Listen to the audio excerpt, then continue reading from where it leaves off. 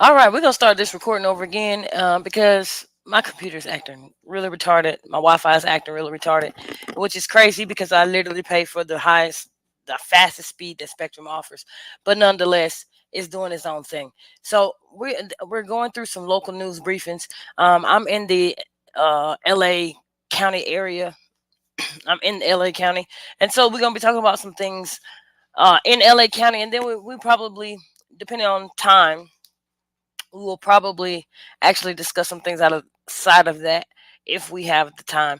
Now I'm gonna set my timer for 1 hour because y'all know how I do. I try not to go longer than an hour. All right, so let me set my timer. Oh no, that says 1 hour and 30 minutes. Let's go back. Let's go back. Let's go back. All right, there we go. We're at an hour. Now, if you are here from YouTube, make sure you subscribe to the channel so you can keep updated with the videos as they come out. We've been trying to push them out a couple of weeks, but so far so good. I'm inconsistent, so I'm not gonna lie to you. You're just gonna have to be on the lookout for them. But I'm gonna try to be more consistent. I know I always promise that, but I'm gonna try. If you're on Facebook, make sure you're liking the video. Make sure you're leaving comments in the comment section, and then also make sure that you are sharing this video out. And that goes for YouTube too. Share the video out as well. Get more eyes on the video. Get more news out to the people. And yeah, so let's try to get into this without any hiccups. Hopefully without any hiccups. So let me see if it's gonna allow me to share my screen with you guys for a second. Okay. Like I said, we're in Los Angeles County, so that's what we're going to be talking about right now.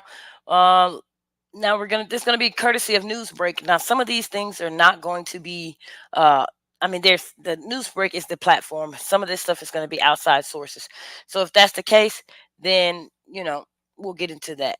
Now let's hit this first one. It says a man was sentenced for Palmdale for the double unaliving of Cole's parking lot. Now this is for Palmdale. If you're from Palmdale, make sure you leave a comment in the comment section. Let everybody know where you're from. It says a man who pled no contest to fatally poking. That's for YouTube. A father and daughter in the Coles parking lot in Palmdale was sentenced Monday to 30 years in the life 30 years to life in the state prison. Superior Court Judge Emily Cole imposed the term on Carlos. Oh my gosh, what does that say? Franco Gonzalez. There we go. Now 37, who pled no contest last week in the Lancaster courtroom on 2 counts of second degree unaliving as prospective jurors waited outside for his trial to begin. Now the case stems from an October 27th, 2022 attack on Kenneth and McKenna Evans in the store parking lot in the 39800 block of 10th Street West. Looks like there is going to be some is that nope, that's something else. Never mind. The suspect, subsequently identified by the Los Angeles County District Attorney's Office as Franco Gonzalez, asked 54-year-old Kenneth Evans for assistance with his vehicle, during which an argument allegedly ensued that ended with both victims being stabbed, according to the statement released by the LA County Sheriff Department shortly after the crime. Now, McKenna Evans, 22, she passed at the scene and her father passed at the hospital, according to the Sheriff's Department. Both victims passed from multiple sharp force injuries, according to LA Department of Medical Examiner. Speaking on behalf of her husband and daughter, a visibly emotional Elizabeth Evans told the defendant, "You're the absolute embodiment of evil, a monster. You are what you did," she told Franco Gonzalez. Of the two large photos she brought in court of her husband and daughter, she urged the defendant to take a good, hard look at the pictures, and she said uh, she hoped he carried the images with him for the rest of his life. "The damage you have done can never be undone," she told him. Now, Franco Gonzalez, who turned 36 on the day of the unalivings, was taken into custody and that afternoon, and he remained there until till he till now. So looks like unfortunately, because even though Miss Evans cannot get her family members back, we definitely want to send condolences out to the Evans family because that's horrific. That's definitely a horrific crime, and we never like to hear about that happening. So at least she did get her a little bit of justice with the 30 years to life, um, with Mr. Gonzalez going to prison. Okay. All right. What we have next? Okay. Looks like in the Lancaster area, they've been going at it too. So woman is found unalive, suspected, arrested after a fight in the Lancaster area. A fight involving three people in Lancaster left one woman unalive, one woman injured, and a male suspect was arrested. This was on Monday. So today is Tuesday. That was yesterday. Deputies were sent to the 42900 block of the 59th Street West at 8:25 p.m. Sunday. Okay, this happened on Sunday in the report of an assault, according to the LA County Sheriff. When deputies arrived on the scene, they located two unconscious females at the location. Now, the sheriff's department said investigators learned there was a physical fight between the three individuals, and the male apparently attacked the two females. Now, the women were taken to the local hospital, where one of them, of course, passed away, and the other woman was treated and she was released. Now, the male was arrested for the homicide and assault of two females, and there's only one suspect in this assault, and there's no concern for the public's safety, so they say. Uh, yeah, actually, there is a concern. Be concerned for anybody else who is willing to go those extra lengths. I know a lot of people that are in racial relationships, and it seems all cute and everything when, like, your significant other seems like they're dangerous and they will attack other people. Just understand that you're not necessarily out of out of danger just because you've seen them attack other people. They will attack you too. Now, I do not know if these people were related or if they were dating one another, but nonetheless, it's a very unfortunate situation. We definitely want to send our condolences out to the young lady who lost her life in this situation, and also send well, not necessarily condolences, but we're happy that at least the other lady, young lady involved in this situation, was able to make it through. And so, yeah, I'm pretty sure we'll be having uh, another news break on this situation later on down the line once this guy is sentenced. They haven't given any names on it, so we don't know who they are as of right now. But if you are in the Lancaster area, definitely make sure you leave some comments in the comment section. If you have any information, there was a number at the bottom of the screen there. I don't know if you guys saw that, but you can always rewind the video a little bit and get that information if you know anything about this situation that may be able to help those two young ladies and their families. All right, now let's go over to we got KHTS FM. So this was on the radio. There were three injured and two airlifted after a vehicle plunges off the 14 freeway in Agua Dulce. Okay, Agua Dulce is a little bit more south of the Lancaster Palmdale area. So we're headed down to 14. So three individuals were injured, with two transported by helicopter after a vehicle plunged off the 14 freeway in Agua Dulce on Monday afternoon. So this is yesterday. Just after 4 p.m. Monday, first responders received reports of a traffic collision on Valley Sage Road and Escondido Canyon Road in Agua Dulce. A spokesperson for the LA County Department is who reported this, Mr. Luis Garcia. Two vehicles were involved in a collision on the southbound 14 freeway near Escondido Canyon Road, and one vehicle overturned several times before it landed on Valley Sage Road. Wow. Okay, a helicopter was requested to respond. Two patients were transported via helicopter to the hospital, and the third patient was transported in ground ambulance. Now, the crash, it does remain under investigation, so they don't necessarily know what caused it. Okay, that KHTS newsroom, yeah, will update with any information that becomes available. And if you have any news tips, whatever, you can call KHTS. That number is listed right here, 661-298-1220, or send an email to news at hometownstation.com. And yeah, if you want to find any more information on it, you can tune into KTLS, which is 98.1. Wow, it's a lot going on in these last 2 days. Now we have a flood warning that's issued in Antelope Valley. Valley. That's interesting. It never rains up here. Well, thunderstorms with lightning and high winds are forecasted Monday for the Antelope Valley and parts of the San Gabriel Valley following a record setting heat wave that gripped the area last week. Yes, it did. It was 116 degrees on most days. I know, I was in it. It was so hot. For Monday, there's still residual monsoonal moisture across the mountains and desert. That is true. It is definitely very humid right now, with a slight chance of afternoon thunderstorms lingering across the eastern San Gabriel, eastern Antelope Valley, and northern Ventura County mountains, according to the National Weather Service. Forecasters said gusty winds could knock down three limbs and blow around unsecured objects, and minor hail damage to vegetation was possible. Oh, wow. Uh, Says torrential rainfall was also occurring and could lead to localized flooding. Authorities advised the public not to drive vehicles through flooded roadways. Current satellite imagery shows low clouds and fog returning to portions of the LA Ventura coast and central coast, and do expect it to fill in across most coastal areas overnight, locally spreading into some of the lower coastal valleys. Now, many interior areas saw a few degrees of cooling today. However, Antelope Valley continued to climb over 100 degrees. Again, correct, felt every piece. Little change in temperature is expected on Monday, the NWS said Sunday.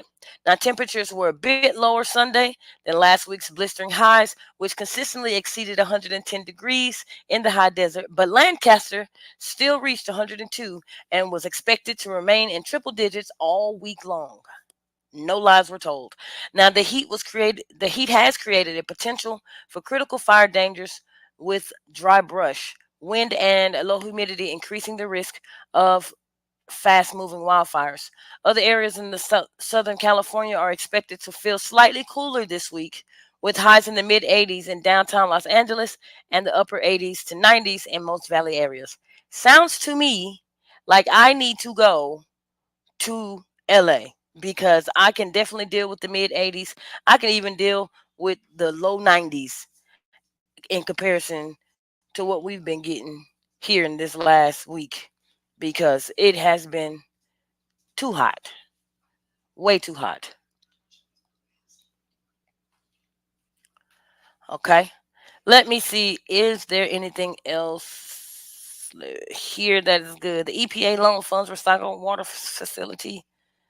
Uh, and AV man sentenced to Palmdale murder. We already talked about that.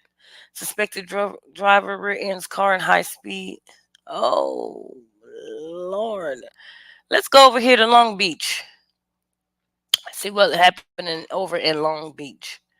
Oh, that tree is very injured. The city is going to send a bill for that. A woman in her 70s and a man in his 80s were unalived Sunday afternoon in Signal Hill when a driver hit the vehicle at a high speed, according to authorities. Signal Hill police said the driver who caused the crash appeared to be driving under the influence of alcohol. People, stop drinking and driving. It's really not conducive for your health and the health of others. He was on Cherry Avenue near Spring Street around 5:30 when he rear-ended the other vehicle at the high rate of speed, causing it to collide into a tree. Oh my gosh, he didn't even hit the tree. He made the other car hit the tree. The man and the woman in the vehicle that was hit both perished on the scene. Police said the LA County medical examiner has not yet publicly identified them. Condolences to the family of the couple who were in that car. That is definitely very unfortunate. It's also unfortunate for that drunk driver who hit them, because you're going down for two unalivings. And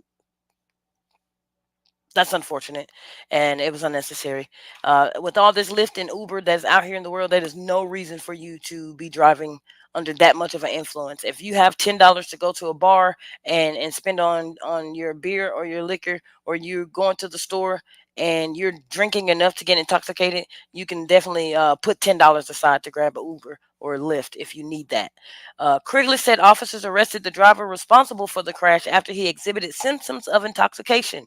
He was booked into jail on suspicion of gross vehicular manslaughter while intoxicated, DUI causing injury, felony hit and run, and driving on a suspended or revoked license.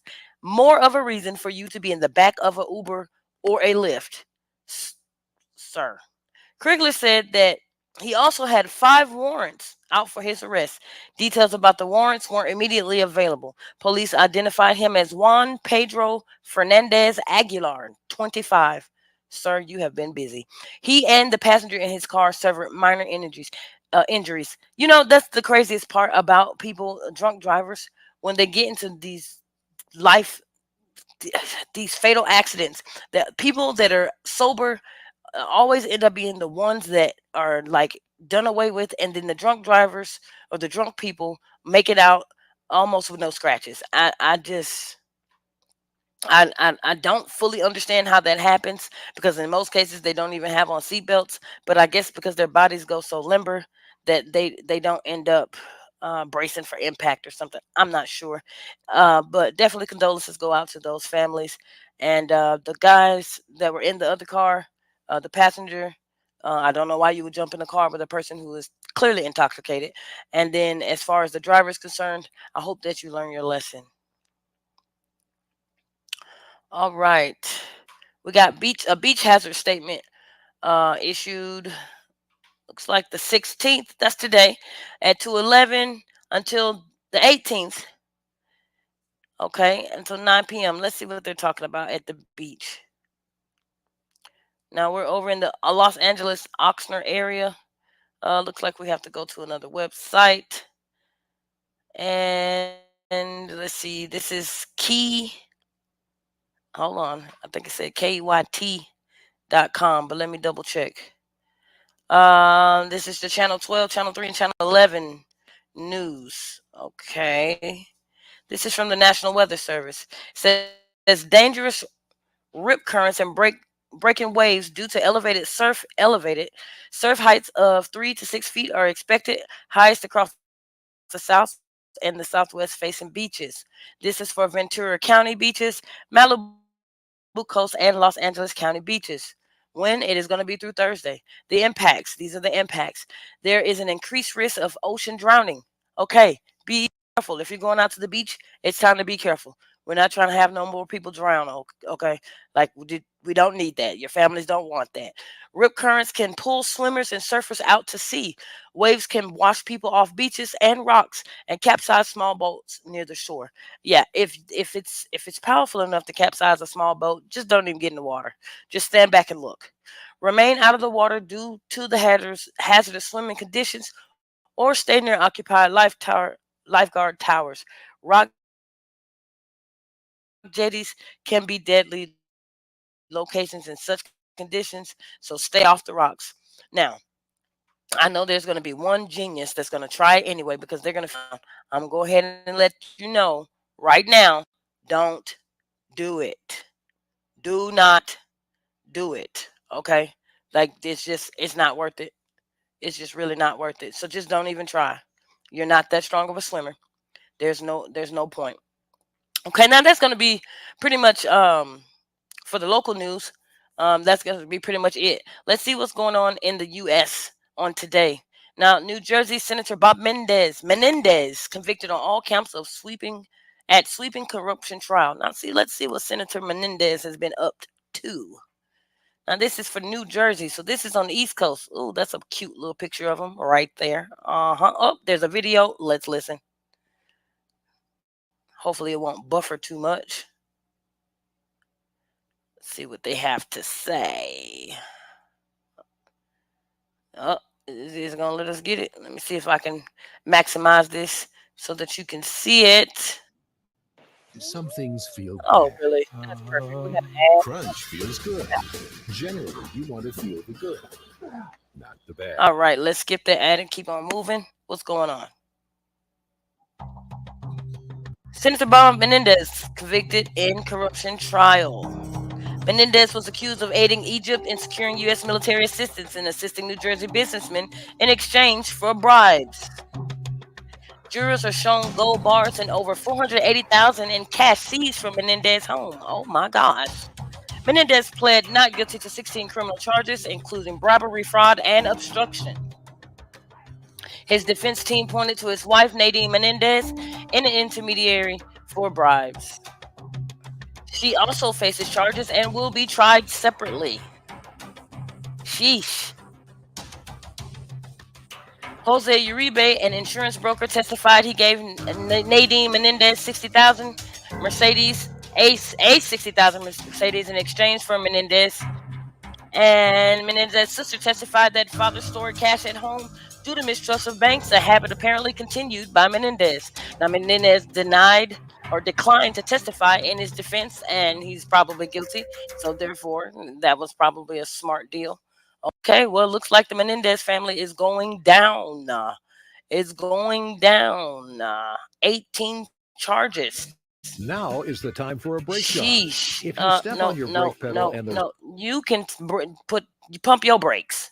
Because we don't want to do. We don't want to hear about that. That is crazy.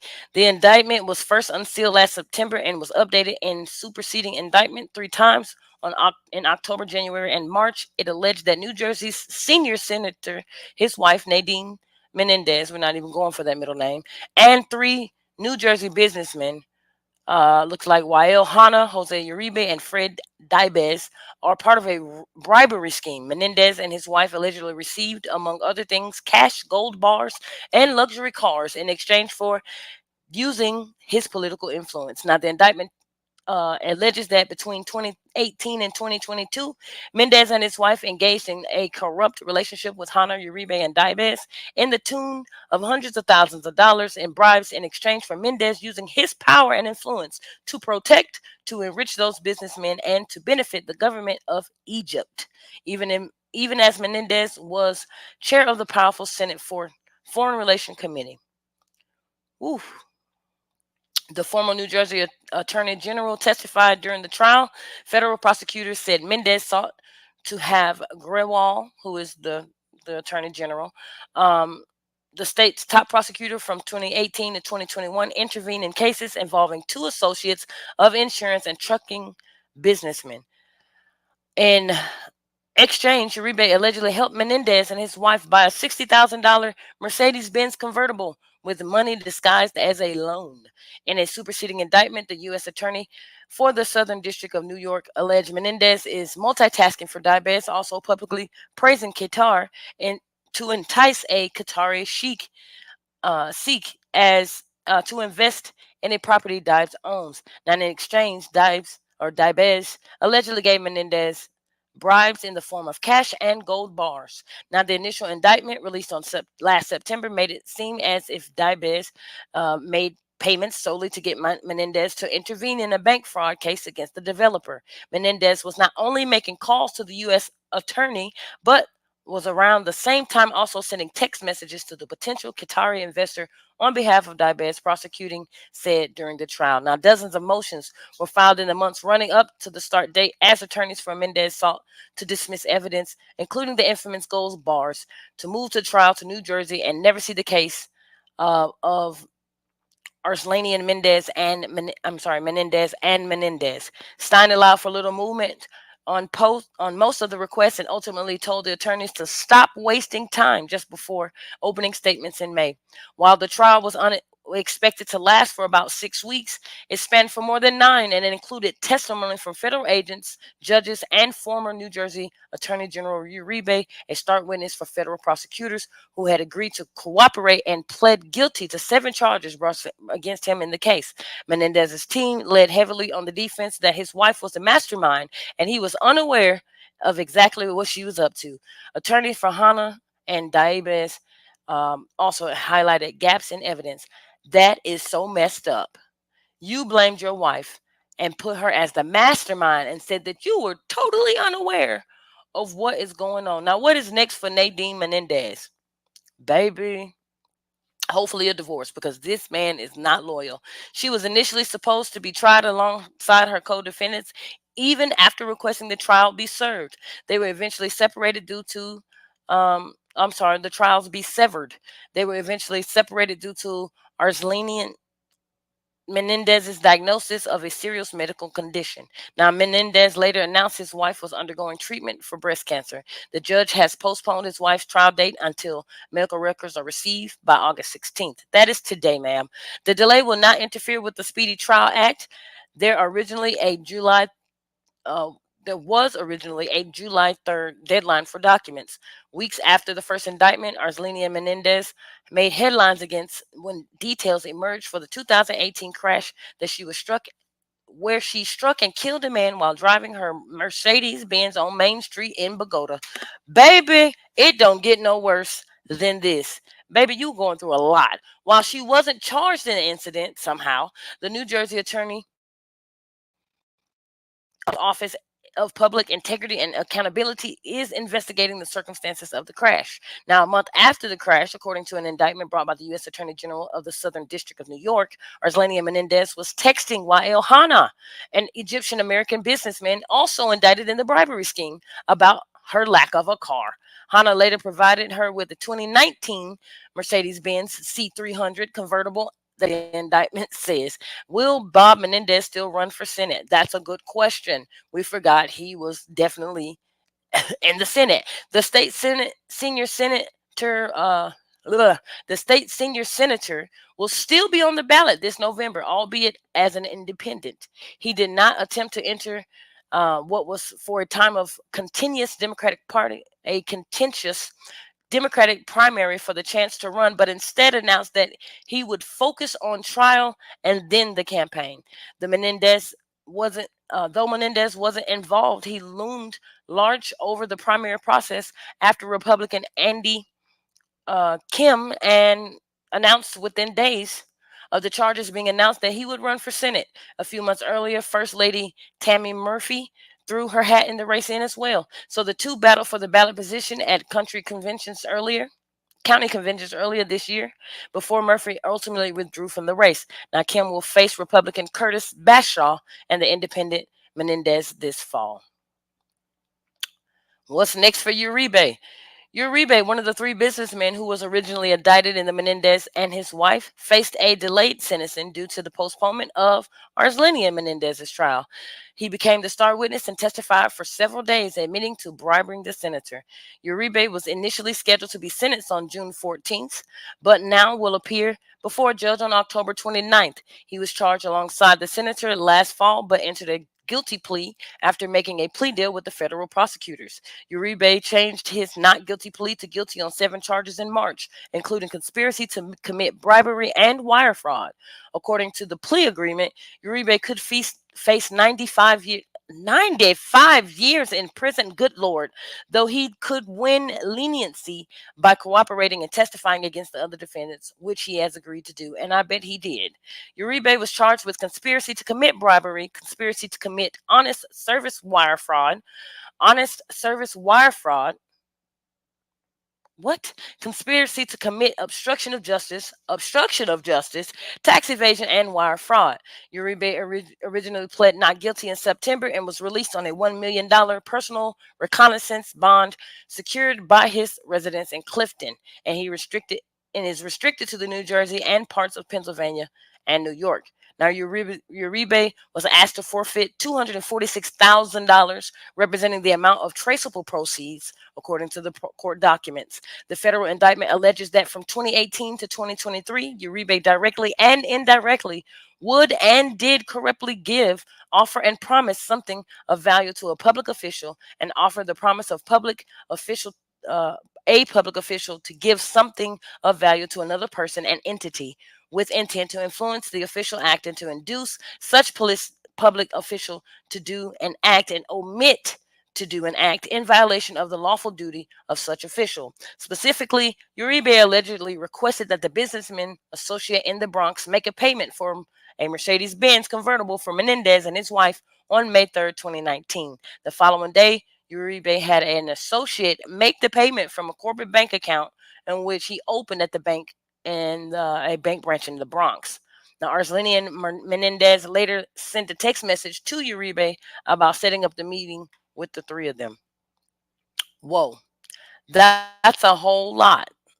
Well, looks like the Menendez family is going down. Going down. Now, what is Elon Musk up to? He always got something going on. Elon Musk says SpaceX and X headquarters moving to Texas, and he blames California new transgender law. Okay. What does that have to do with X, and what does it have to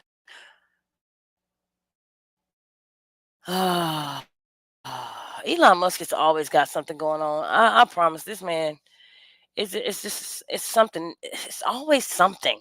It's always something. That's cute. It's a cute little building. What does this man got have going on? It says SpaceX CEO and ex owner Elon Musk said Tuesday he will move the headquarters of both companies from California to Texas. Musk vowed the moves in response to Governor Gavin Newsom, the Democratic governor in California, signing a new law on Tuesday that bars school districts in California from requiring parents to be notified if a child's gender identification change. Looks like he tweeted here that this is the final straw because of this law and many others that preceded it, attacking both families and companies. Now move its headquarters from Hawthorne, California, to Starbase, Texas. All right, we're happy to see you go. This is the final straw. Because of this law and many other laws that preceded it, both families and companies, SpaceX will now move its headquarters from Hawthorne, California, to SpaceX Starbase, Texas. He later added that X headquarters will move from San Francisco to Austin. Okay, well, again, I'm not understanding what, how does that relate to you, sir? I'm not understanding. I did make it clear to Governor Newsom about a year ago that laws of this nature would force families and companies to leave California to protect their children.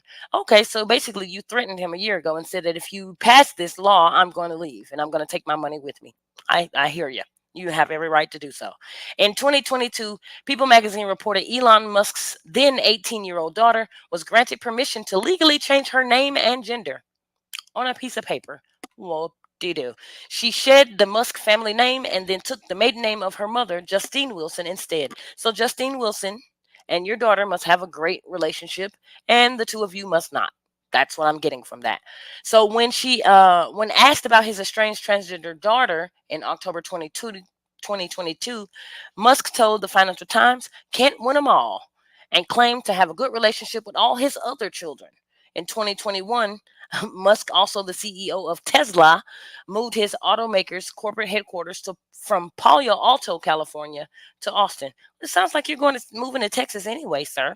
SpaceX did not immediately respond to requests for further information. Again, Mr. Musk, I don't really too much care for you because you are definitely a supremacist. You're definitely still a supremacist, and I don't really care for you anyway. So bye. I hate you, hate it. Sorry for you. I don't understand why changing some information on a piece of paper is a threat to your family. It sounds to me like your daughter, who was clearly 18 at the time, so she was a grown woman, was able to do what she did, and she did what she wanted to do, and you didn't like it, and so I'm assuming that y'all have an estranged relationship because you disagreed with her stuff. So is this an attack on family, or is it an attack on the children? As you say, that woman that wasn't a child anymore, or is it just attack on the fact of your reputation because you're embarrassed by what she did? Because that's what that sounds like. It sounds like you were embarrassed by what took place, and you decided to basically cut ties. And looks like she cut ties with you, and she did it so inevitably by changing her name. Well, next, the Secret Service agent who protected Trump is now the target of a vicious body shaming campaign. Oh my God. What are we talking about here? This is in election news. We have to go somewhere else. Looks like we have to go somewhere else on this one too. Let me see here. Body shaming, huh? So someone literally tried to shoot at this man. Y'all end up shooting that person anyway, and we want to talk about body shaming. Got it. She's not a size 5. Almost immediately after shots were fired at former President Trump, a at a Pennsylvania rally on Saturday, the Secret Service swarmed the Republican candidate using their body as human shields for to cover his. That's their job. In the days following the event, public discourse has shown concern for American politics to reach the level of this level of violence. To question on the level of safety ahead of both the Republican and Democratic national conventions almost immediately into dragging the women Secret Service agents. I've actually heard a couple people on different videos actually talk about the fact that they don't feel that a woman should be able to be Secret Service because they feel like she's not strong enough. Well, let me tell you something. They all got guns, and honestly, on average, women shoot better. Ha ha ha. So take that. Fox News footage on the events shows a mix of chaos with some spectators screaming and confusion, with most attendees remaining in their seats. Agents continued to circle Trump on the ground, asking, "Are we clear?" several times before standing and rushing him to safety. Social media commentary erupted as American Heard the News accused the shooting of being staged and raised the issue on security. While some commenters pinned the Secret Service agents as heroes, an influx of criticism targeted the women agents specifically, accusing them of being DEI hires and targeting one with body shaming comments. So once again, we're going to blame the women for their problems. Look, those women did had nothing to do with that man getting up on that stage and the many stages and saying all the things that he has said to piss people off. They had nothing to do with that. Sudden, they are being pinpointed out. Y'all don't say any of those things when females are joining the military, and when we're going out and some of us losing our lives for your rights. I don't hear anybody hollering that then. So this is no different. Okay, they may be a little shorter than Trump because he is pretty tall, but outside of that, they can do their jobs. Someone said it says some badass white male Marine and Army Ranger was passed over for Melissa McCartney. Ooh, literally. I know Melissa McCarthy is sitting over there somewhere like, now what did I have to do with this? I didn't have nothing to do with it. Just, whoop, just stray bullets, just strays, catching strays. So we're just supposed to believe that a 5'5", objectively unfit, obese woman beat out, out all able-bodied men, or beat out all able-bodied men for Trump's Secret Service detail. I'm so sick of DEI hires. Why is this woman Secret Service? As a woman, we don't need a woman in Secret Services, and especially ones that look like they can't even run a mile in less than 15 minutes. And that was a woman that said that crazy stuff. That's what trips me out. The amount of women that come back and say these crazy things. Just because you can't do it doesn't mean the next one can't do it. So, honey, speak for yourself, because there are women out here that are running less than 15-minute miles. I'm one of them. So, yeah, stop it. Others voiced their frustration and their Secret Service with Secret Service director, um, one of only two women to ever hold this role. Now, I will say that I honestly, in my 37 years of living on this earth, I've never seen female Secret Service agents. And so when I did see the one, because I didn't honestly see that second woman there, but when I did see the one, I actually was pretty proud because I did not know that they allowed women to be Secret Service. I mean, I understood that it was a possibility, but uh, yeah, I was actually proud to see it. Um, oh gosh, I am not doing that. Mm-mm. And she's the director. Oh my gosh. So guess what? She's the one giving orders. She's not even the one out there really doing, that much job as the other agents are doing. So it says these misogynistic attacks have spun the conversation into an entirely different direction from the attempted assassination of the U.S. presidential candidate, something we haven't seen since the 1970s. The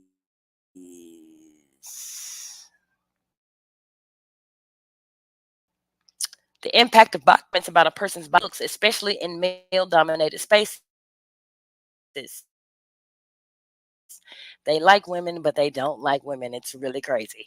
Rapper Megan Thee Stallion, and why are we talking about her? And the U.S. sprinter Shakari Richardson have both faced misogyny and body shaming in their respective industries in recent years. Politicians representing Representative Marjorie Taylor Greene and Crockett, I actually like her, also recently exchanged body shaming insults during the House Oversight Committee meeting that went viral on in May. Trump himself has a history of of body shaming women, including Rosie O'Donnell and the former Miss Universe of grown people being big kids. That's what it sounds like to me. If those women did what they needed to do in order to get hired, let them have their jobs, let them collect their check, and let. Okay, let's move on to the next one because that was stupid. JD Vance. What is we talking about with JD Vance? JD Vance has some ideas on how to get Americans to have more babies.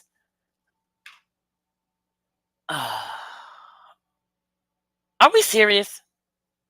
Are we serious? Okay. Okay, who's not having enough babies? Because let y'all tell it, 70% of uh, Black Americans are taking up all the resources uh, and having too many kids. So who's not having the babies? So it says Donald Trump has selected Senator J.D. Vance in Ohio as his running mate for the 2024 election. Vance is vocal about family policies and birth rates, saying that there's a civilizational crisis. He supports a child tax credit expansion, but not universal child care. Of course, got to contradict yourself. Senator J.D. Vance, now a vice presidential nominee, has very strong opinions on how America can better support families. Vance, the author of Hillbilly Elegy, see, stop right there. Hillbilly what? Elegy? Oh my gosh. And a former venture capitalist has been outspoken about his views on the family and birth rates. He expressed much concern about falling birth rates and he warned of a civilizational crisis in the US and hit out against what he called the childless left. We should worry that in America, family formation and birth rates, a ton of indicators in family health has collapsed. The fact that we're not having enough babies, the fact that we're not having enough children is a crisis in this country. It's a crisis because it makes our media more miserable. Does it? It's a crisis because it doesn't give our leaders enough of an investment in the future of their country. And it's a crisis because we know that babies are good. So basically, you're saying that you're not having enough of a certain race's babies because everyone else is having a lot of children. Okay, there are plenty of people having children. I don't know what you're looking at, but basically, what it sounds to me is you're saying that the Caucasian people are not having enough babies, and so therefore, it's causing everyone else to start to outnumber you. You feel that you're going to be outnumbered in the future, which is probably highly likely. But nonetheless, I mean, to be honest with you, I'm not so sure that the statistics are right on whether we don't already outnumber you. To be honest with you, we've been having more kids than you for a long time, a long periodically time. And yes, I know that that's not a word, but I'm saying it because it's a joke. Legislative. Legislatively, Vance has posted on X in support of making a healthcare associated with giving birth free, suggesting that the money that U.S. has sent to Ukraine could end in surprise billing that devastate families with newborns and possibly save the lives of a lot of new moms. He also introduced legislation that would shield parents who opt to quit their jobs and stay at home birth from penalties inflicted by their employer sponsored insurance. Okay, so they get to have babies go home for paternity and maternity leave, keep their jobs, and their companies lose their money. Yeah, they're probably not going to sign up for that. We should celebrate and promote young families, not punish them, Vance said in a press release. This legislation would relieve a serious financial burden for working families all over America and steer Washington into a more pro-family direction. No, I'm going to keep going because I got some choice words for you. He's not, however, a fan of universal child care. He said that it's a massive subsidy to the lifestyle preferences of the affluent over the preferences of the middle and working class, implying that child care benefits working parents more than stay home parents. Mm. Instead, he's thrown his weight around behind proposals to give tax credits to parents. Vance has also said that he would voted on the Respect for Marriage Act, which repealed the Defense of Marriage Act and is meant to protect interracial and same-sex marriages. Uh-huh. Exactly. So you don't want same-sex marriages to have children. You don't want interracial marriages and relationships to have children. Just Caucasian children. Got it. He additionally introduced legislation that would classify giving gender affirming care to minors as a Class C felony. Go to Hades. Straight. Don't pass go. Don't collect $200. Just go straight to jail, sir. When it comes to Trump's specific platform on family policies, voters don't know much. Go figure. His campaign recently released 20 principles the former president plans to champion, which the Republican National Committee adopted. And while they include measures to protect retirees, Social Security benefits, and in inflation by ending illegal immigration, they don't address how the administration would tackle family and child policies. But Vance's actions as a senator suggest some support for Democratic policies, such as an expansion of the child tax credit, the Tax Relief for American Families and Workers Act of 2024, a framework supported by Democratic Senator Ron Wyden and Republican Representative Jason Smith, excuse me, called out for the enhanced child tax credit after it lapsed in 2021. See, and that's why they didn't do it. It lapsed. Vance expressed support for the credit, saying that at the time they were the party of families. Punchbowl News reported. All right. I think it's important to actually have a pro-family policy, he says. If you're raising children in this country, we should make it easier, not harder. And unfortunately, it's way too expensive and way too difficult. I'm sorry. Even if you expand that tax credit, which again lapsed in 2021, that does not send the cost of living down by any means. The cost of living is still going to rise. Inflation is still here. It still costs to feed them, clothe them, put shoes on their feet, and take care of them, keep them in a house that has adequate water, air, food, and heating. Yeah, everything, all your bills are going to go up. So I'm not understanding what you're not understanding. And so even if you extend this tax credit, which again lapsed in 2021, then that means that you're just going to give them a little bit more money when the money that they're already getting is already not enough. Stop it, sir. President Joe Biden, meanwhile, called for family-friendly policies in the budget request unveiled in March, including restoring the child tax credit, lowering child care cost, and enacting a national program for paid family and medical leave. It's past time America caught up with the rest of the world on paid leave. Biden said during his speech in April, all this helps families and it grows the economy, and we can afford to do it. We can't afford not to do it. All right, Joe.